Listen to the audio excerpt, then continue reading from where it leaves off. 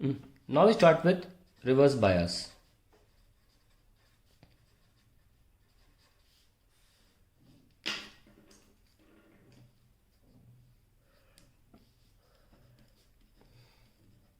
A PN junction diode is said to be in reverse bias if its P section is connected to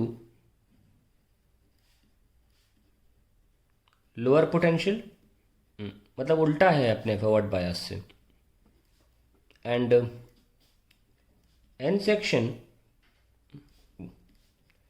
is connected to higher potential.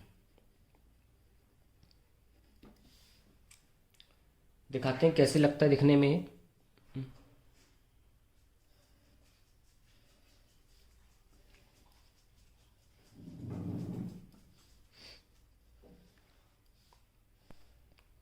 ये P section है, ये N section है, इधर minus और इधर plus. वैसे मैं minus plus करके दिखा रहा हूं, लेकिन लोअर पोटेंशियल लिखा जाना चाहिए और हायर पोटेंशियल लिखा जाना चाहिए। जैसे कि एग्जाम्पल के तौर पे हम एग्जाम्पल ले लें एक कनेक्शन का। ये पी है, मैंने इसको ज़ीरो पे कर दिया तो ये कोई प्लस तो है नहीं, और मैंने एन को हायर पोटेंशियल पे कर दिया, सपोज 8 वोल्ट, तो पी लोअर वोल्टेज पे आ गया और एन हायर वोल्टेज पे, तो ये रिवर्स बायस है। ज़रूरी नहीं है कोई प्लस माइनस हो, ऐसा भी हो सकता है कि दोनों ही प्लस हो, 1 वोल्ट और ये 2 वोल्ट, ये भी रिवर्स बायस ही माना जाएगा। अब हम इसकी मैकेनिज्म देख लेते हैं कि हो क्या रहा है इसमें।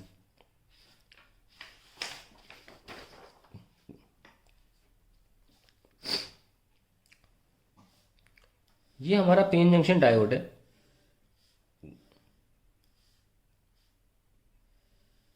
और ये डिप्लीशन रीजन, जहाँ पे कोई होल और इलेक्ट्रॉन नहीं होते, वो यहाँ होते हैं,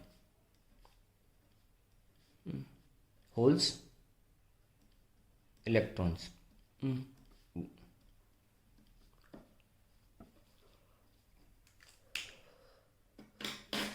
तो ये हमारा जो सेक्शन है, ये P है और ये N है। जब हम यहाँ पर माइनस पोटेंशियल लगाते हैं, यहाँ प्लस पोटेंशियल लगाते हैं, तो देखिए हमको पता है कि इंटरनल इलेक्ट्रिक फील्ड तो ऐसे है, क्योंकि यहाँ प्लस वाला था, याद होगा आपको, है ना, और यहाँ माइनस वाला था। तो इनकी वजह से internal electric field left side है, और हमने बायसिंग भी ऐसे करी कि बाहर की इलेक्ट्रिक फील्ड भी इधर हो गई है। तो बाहर की electric field actually internal electric field को फेवर करती है, तो नेट इलेक्ट्रिक फील्ड बढ़ जाती है, और नेट इलेक्ट्रिक जब बढ़ जाती है तो ऑब्वियसली इन होल्स इलेक्ट्रॉन्स को और ज़्यादा डिफ्यूज़ होने से मना करती है, रोकती है, तो थोड़े बहुत भी करंट की संभावना नहीं है। तो ये रिवर्स बायस में क्या होता है, it makes sure that no hole electron combination takes place. तो इसको लिख लेते हैं, या जो मैंने बताया इसको लिख लेते हैं। In reverse biasing external potential difference increases the barrier potential, जो यहाँ बीच में था ना, उसको increases the barrier potential difference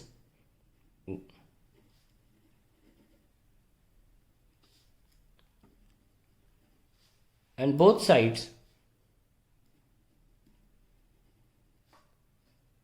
P or N, P and N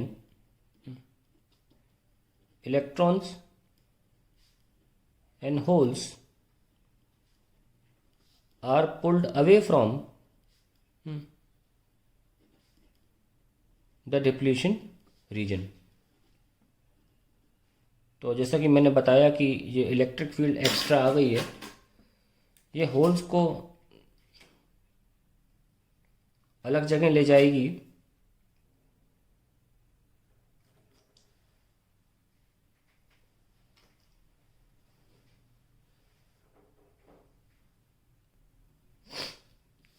दोनों इलेक्ट्रिक फील्ड मिलके होल्स को इधर और इलेक्ट्रॉन्स को इधर, क्योंकि इलेक्ट्रॉन्स तो इलेक्ट्रिक फील्ड के अपोजिट दिशा में जाते हैं, इसलिए इसकी वजह से क्या होगा, ये डिप्लीशन रीजन इंक्रीज हो जाएगा। तो ये छोटा सा है reverse biasing, it's very easy to understand, कोई बहुत बड़ा रॉकेट साइंस नहीं है, बहुत सिंपल है। तो डिप्लीशन रीजन बढ़ जाती है। एक बात ध्यान रखें कि रेजिस्टेंस, हमने शायद पहले बताया आपको, resistance proportional to thickness of depletion region, thickness of depletion region. Okay, so resistance increase हो जाती है in reverse biasing, depletion region thick हो जाता है इन रिवर्स बायसिंग। दो बातें ध्यान रखें, इस पर सवाल बन जाते हैं। और अब हम IV कैरेक्टरिस्टिक्स देख लेते हैं अगले पेज पर, कैसे बनाए जाते हैं IV characteristics of reverse biasing. तो अब सर्किट डायग्राम बना लेते हैं। Circuit diagram for reverse biasing.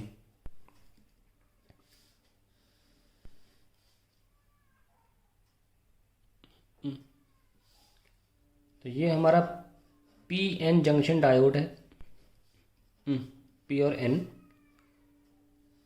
और क्योंकि हमें करंट नोट करना है तो we need to have a microammeter, क्योंकि रिवर्स बायस में करंट बहुत कम होता है, तो हम इसमें माइक्रो एमीटर यूज़ करते हैं as compare to forward bias में मिली एमीटर। ये काफ़ी इंपॉर्टेंट चीज़ें हैं, वाई में पूछी जा सकती हैं।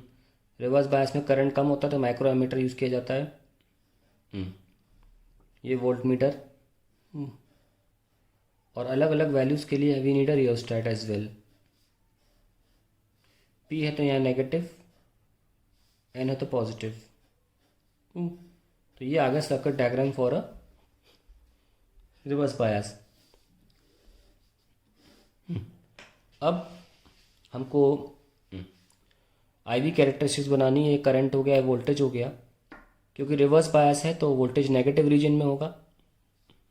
इधर करंट भी रिवर्स डायरेक्शन में फ्लो कर रहा है, रिवर्स करंट बोलते हैं इसको, इसलिए करंट भी नीचे बनाया जा रहा है, जो दोनों नेगेटिव हैं।